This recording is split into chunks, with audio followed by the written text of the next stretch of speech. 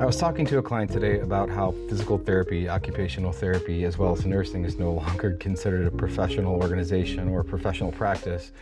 And I wanted to shed some light as an entrepreneur on the challenges it took for me to get here, why I used insurance, and why I got the hell out. Also, how I think the PT model is failing, not just you, but also clinicians. And I want to take a moment to walk you through the steps at which it takes for someone to not only practice physical therapy, but the steps that it takes to not get paid, which is challenging in itself. And that's why I think it's a failing profession. Say you go to PT school, you get your degree, your doctorate, and you want to start practicing. Well, you got to take your state boards and get licensed and pass the jurisprudence exam, the law exams. Then you get your NPI-1, so that's your National Provider ID number. You want to start a business, so you got to get your LLC and then your NPI-2. That's through NPPES. Then you got to get PCOS accredited to get your Medicare Provider ID through getting something called a PTAN.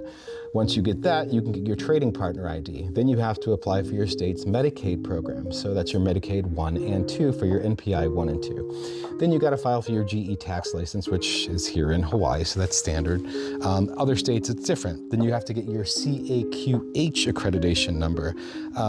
Then you're applicable to apply for PPOs, so Blue Cross Blue Shield, UHC.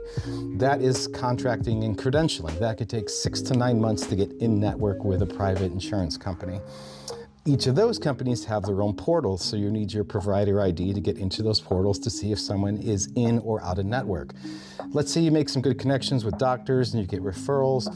You get the paperwork in, you have to log into the portal to see if they are in or out of network, their copay, coinsurance, and deductible. Then you have to do the chart creation for the patient.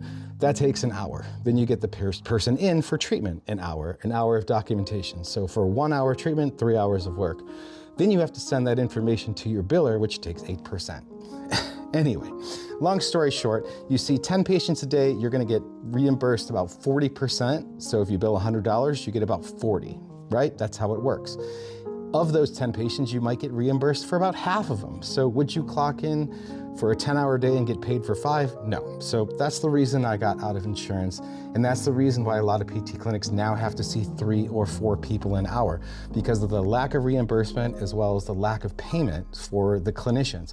So all this hard work and all these years of school and little payoff. And that's the reason why I think insurance is bullshit and why I got out of it. So I know it's a lot, but that's just skimming the surface. Reach out if you have any questions. Till next time, aloha.